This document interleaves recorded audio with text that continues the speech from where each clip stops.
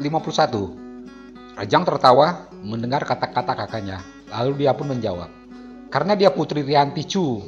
Mendengar jawaban adiknya, Tania pun tertawa diikuti Dewi. Lalu Rejang bertanya, apakah di arena balap kejai sudah dimulai? Hampir semua menganggukkan kepalanya. Melihat ini Rejang masuk ke dalam rumah dan keluar dengan pakaian baru. "Apakah kakak mau ke sana?" tanya Dewi. Rejang mengangguk. Melihat itu Dewi berkata, "Aku harus ikut. Tadi aku tidak ikut bersenang-senang karena kakak tidak ada." "Sebentar lagi makan malam," kata Rejang memberikan alasan agar Dewi tidak ikut. Mendengar itu Dewi pun berkata, "Memang kenapa? Dengan makan malam, apakah kakak tidak bisa membelikan aku makan malam di luar?" Melihat itu semua orang pun tersenyum. Cecilia berkata, "Tadi dia memang tidak ikut menari karena engkau tidak ada. Jika engkau ingin pergi ke sana, maka bawalah dia." Rejang yang masih berdiri menggaruk-garukkan kepalanya, lalu menarik lengan Dewi meninggalkan halaman belakang itu, diikuti Bongdu di belakang mereka. Setelah mereka pergi, Tuan Besar Jang hendak berkata, namun Tetua Jang yang buta telah lebih dahulu bicara. "Tuan Besar benar, dia adalah leluhur perempuan kita.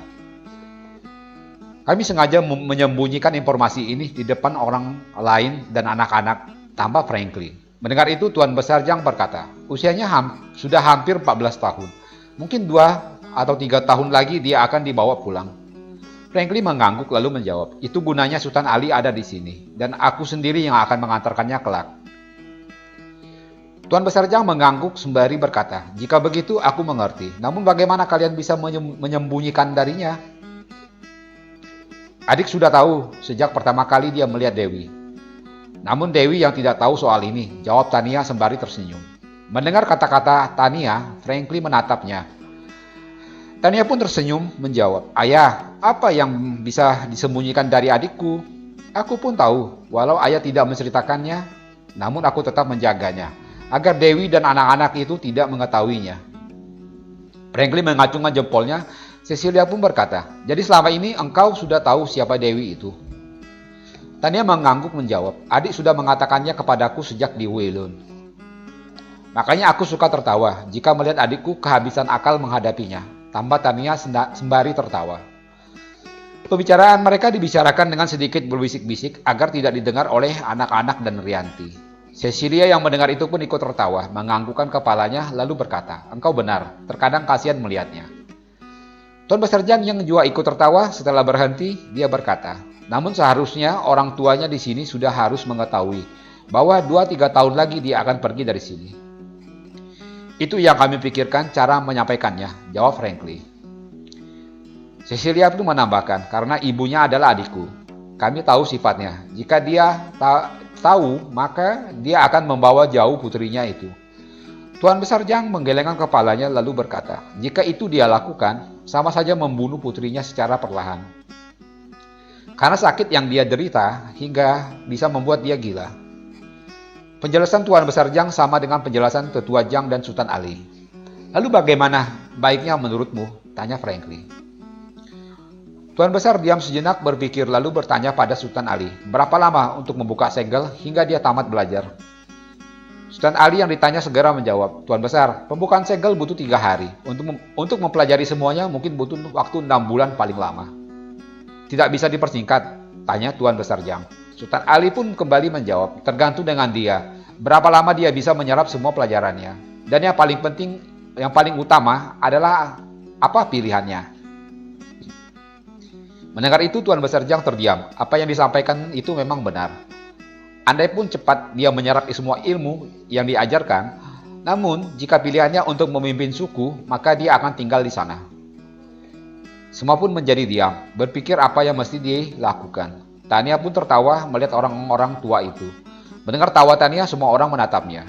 "Ayah, ibu, kalian lihat bagaimana dia dengan adikku. Jika adik berada di sini, maka dia akan kembali ke sini, walau apapun yang terjadi," kata Tania sembari terus tertawa.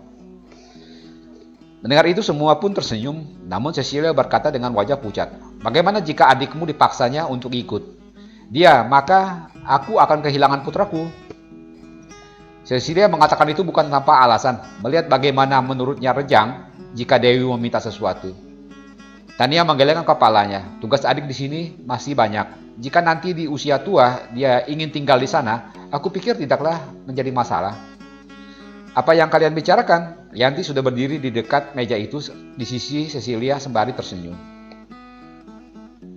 Aku harus menyampaikannya, Cecilia berkata lalu menarik Rianti masuk ke dalam kamar.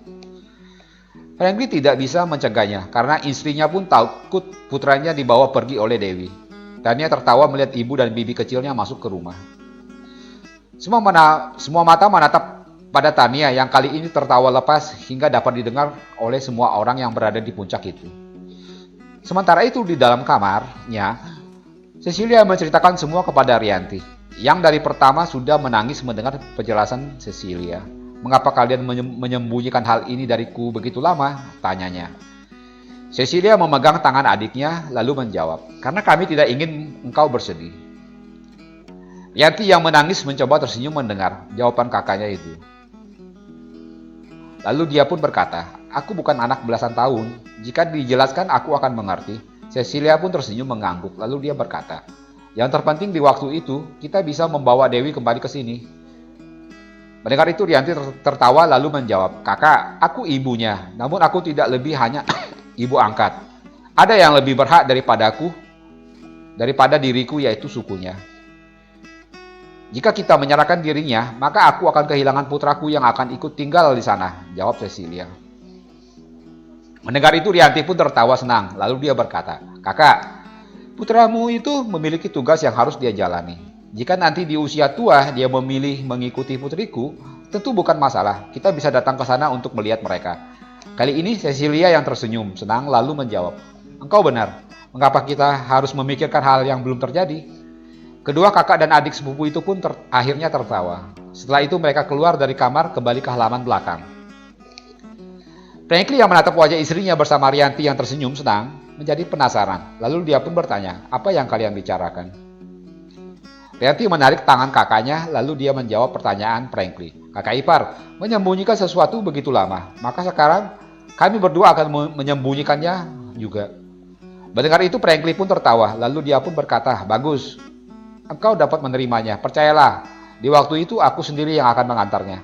Rianti melambaikan tangannya lalu berkata, tidak, aku yang akan mengantarkannya dan menemani dia di sana. Aku akan menemanimu, tambah Richard. Mendengar itu Rianti menatap suaminya lalu bertanya, berapa lama engkau mengetahui hal ini? Richard tersenyum, takut. Melihat itu Franklin pun tertawa, lalu berkata untuk membela Richard, aku yang melarang dia mengatakan itu padamu. Apapun alasannya, dia suamiku. Seharusnya dia mengatakan hal sepenting ini kepadaku. Mulai malam ini engkau tidur di sofa, kata Rianti dengan wajah marah. Franklin pun tertawa, bagus, aku setuju. Biar dia merasakan bagaimana tidur di sofa, sementara istrinya ada di kamar seperti aku dahulu. Cecilia tersenyum kecut, suaminya masih mengingat hal itu. Rianti pun tertawa lalu dia bertanya, apakah dia pernah meledek kakak ipar? Franklin mengangguk. Melihat itu Rianti berkata, berarti seminggu dia harus tidur di sofa. Richard tersenyum mendengar canda istrinya. Walau bagaimanapun, beban yang selama ini dia tanggung sudah lepas dengan dibukanya rahasia Dewi, putri mereka. Bagaimana kalau dia sakit nanti? Tanya Cecilia bercanda pada adiknya. Rianti tertawa lalu menjawab, kita bawa ke rumah sakit jiwa. Kenapa rumah sakit jiwa? Tanya Franklin. Rianti yang masih tertawa menjawab, kan yang sakit jiwanya karena tidur di sofa sedangkan aku tidur di kamar. Kembali tawa terdengar dari semua orang yang mendengar canda Rianti. Bab 52. Hari terus berganti. Tiba harinya hari pernikahan Tania Lu dengan Robin Hood. Mereka menikah secara muslim dan perayaannya hampir diikuti oleh seluruh rakyat Jiangling. Bahkan seluruh negeri mengucapkan selamat atas pernikahan mereka. Terutama dari selatan Qingzhou. Rakyat di sana tahu siapa Tania Lu. Maka utusan khusus pun datang untuk menyampaikan rasa bahagia rakyat Qingzhou. Pesta yang direncanakan hanya 1 malam, namun harus diperpanjang hingga 3 hari, 3 malam. Karena Tania Lu dikenal oleh seluruh negeri dari sejak kecil. Franklin sibuk menerima semua ucapan dari semua orang yang datang, sedangkan Rejang duduk manis menemani para muridnya. Pesta pernikahan itu terasa sangat istimewa karena yang menikah memang perempuan yang istimewa. Dia adalah wanita kepala keluarga Lu dari Qingzhou. Selain itu dia putri dari Franklin, kepala keluarga Li dari ibu kota. Semakin banyak yang datang setelah mengetahui bahwa sang pria pun adalah keturunan langsung Laksamana Cheng Ho, seorang pahlawan yang beragama Muslim. Melihat cucunya, Anita Lu tak kuasa untuk tidak menangis. Apalagi mengingat masa lalu di mana dia berjuang bersama ibunya dengan penuh penderitaan.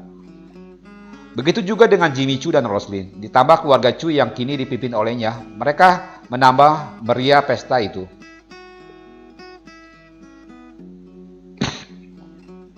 Melihat Anita Lu menangis, Lian dan Leonie pun ikutan menangis. Terkadang memang di saat yang berbahagia pun timbul tangis jika mengingat hal yang lalu. Tentu tangis itu tak adalah tangis bahagia. Aku ingin menikah dengan pesta yang lebih besar daripada ini, bisik Dewi ke kuping Rianti. Rianti menatap putrinya lalu mengangguk dan menjawab, tentu ibu akan menyiapkannya. Mendengar jawaban ibunya, wajah Dewi terlihat ceria. Matanya menatap Rejang yang sibuk dengan teleponnya. Aku ingin menikah dengannya. Tambah Dewi menunjuk Rejang yang sedang menunduk. Rianti mengikuti arah telunjuk putrinya. Di ujung, Rejang yang menunduk memperhatikan teleponnya. Melihat yang ditunjuk adalah Rejang, maka dia pun menjawab, jika kalian berjodoh, kenapa tidak? Ingat, kita tidak bisa memaksakan jika tidak berjodoh. Dewi pun tersenyum mengangguk, lalu berkata, pelan, dia jodohku. Rianti memeluk putrinya sembari berbisik, ibu akan memaksanya untuk menikahimu. Dewi mengangguk sembari mengacungkan jempolnya. Sementara itu pesta masih terus berlanjut, makin banyak yang tahu, maka semakin banyak yang datang. Dan semuanya diterima oleh Frankly dan keluarga Ho. Pada akhirnya pesta harus bertambah menjadi 5 hari 5 malam untuk menghormati para tamu yang datang dari jauh. Di hari ke-6 semua sudah duduk di puncak Ka'bah. Rejang yang duduk di sisi ayahnya berbisik, mungkin besok aku sudah harus pergi lagi. Tania dan Robin Ho sudah pergi meninggalkan Jiangling untuk berbulan madu di sebuah pulau terpencil di sebelah Samudra Atlantik. Mendengar itu, Frankly berkata, engkau tahanlah dahulu. Ibumu baru saja kehilangan anak gadisnya.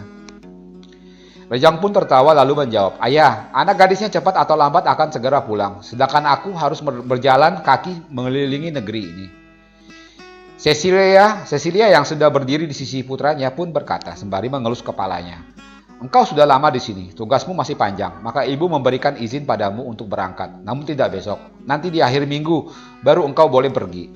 Kembali Rejang tertawa mendengar itu, lalu dia pun berkata, ayah dan ibu 11-12.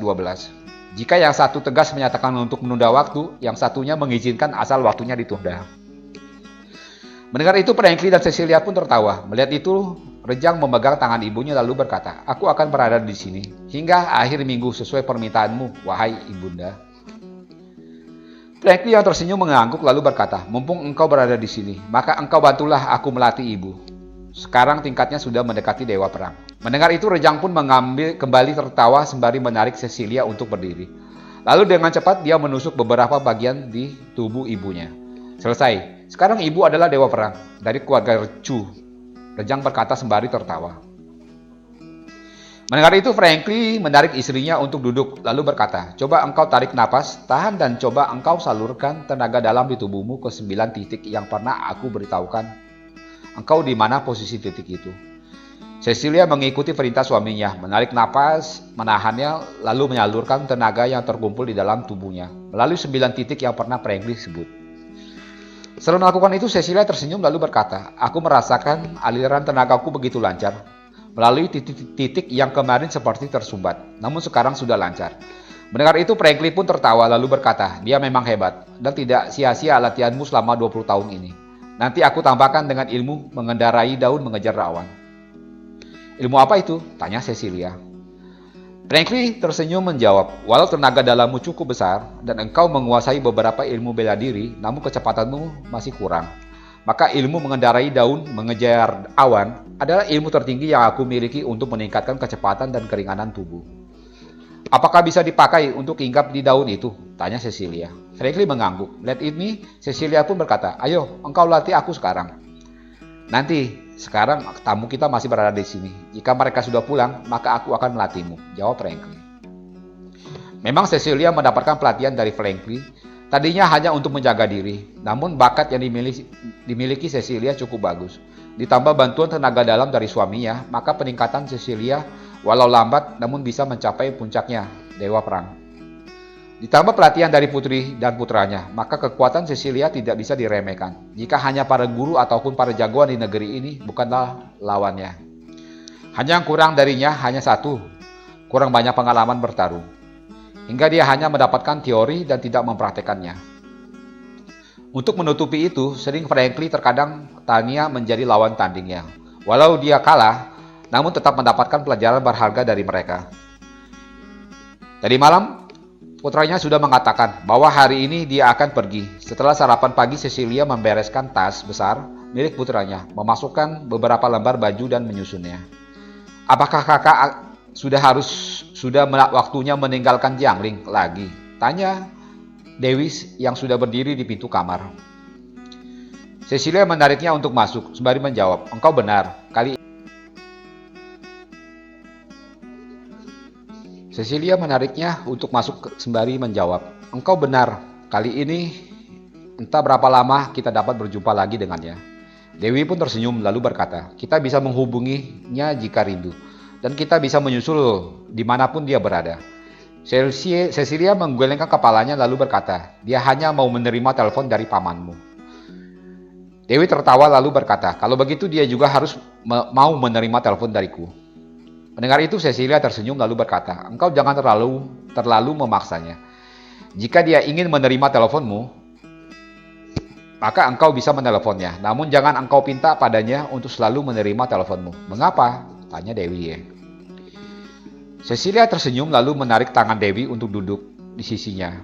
Setelah itu dia pun berkata, kakakmu adalah putra keluarga Li. Di pundaknya menanggung beban yang sangat berat untuk menjaga keluarga Li, Lu, Chu, dan Jiang. Cecilia berhenti sejenak sembari menatap Dewi yang cantik jelita. Dia kembali berkata, namun itu belum ada apa-apanya dibandingkan tugasnya mengumpulkan anak-anak dari seluruh negeri untuk dibawa ke sini, agar dapat dilatih. Dalam perjalanannya, itu dia tentu menemui hinaan, caci maki orang karena kakinya. Yang tersulit adalah meyakinkan orang lain agar mau pindah ke sini. Jadi kita jangan mengganggu tugasnya. Biarlah kita menyimpan rindu kita di dalam hati. Namun nanti di waktunya dia akan pulang dan jika tugasnya sudah selesai, maka kita akan bisa bersamanya. Mendengar itu Dewi menunduk sembari berkata, aku banyak mendengar cerita dari anak-anak yang dikirimnya ke sini. Bagaimana dia dihina orang, terkadang dia harus bermalam di hutan rimba karena tidak ada satupun rumah yang mau menerimanya. Banyak juga orang yang dia pilih namun tidak dikirim ke sini karena keluarga mereka menganggap dia gila. Cecilia tersenyum lalu berkata, begitulah berat tugasnya. Kita hanya bisa mendoakan, semoga dia bisa menjalaninya dengan sabar. Dewi mengangkat wajahnya lalu berkata, Bibi, dia bisa saja berhenti mencari anak-anak berbakat di negeri ini agar tidak menjadi beban untuknya. Cecilia yang tersenyum menggelengkan kepalanya lalu menjawab, justru itu akan menjadi beban selama hidupnya. Jika dia berada di sini tidak melakukan apapun untuk mencari anak-anak itu bukan. Dewi mengangguk lalu berkata, engkau benar Bibi. Itu akan menjadi beban seumur hidup jika dia tidak berusaha. Dahulu, masalah hasilnya dia gagal, dia akan bisa berpasrah diri. Cecilia bangkit lalu mengelus kepala Dewi sembari berkata, benar, jadi mari kita antar dia pergi dengan doa. Jangan lupa ya, subscribe dan komennya. See you!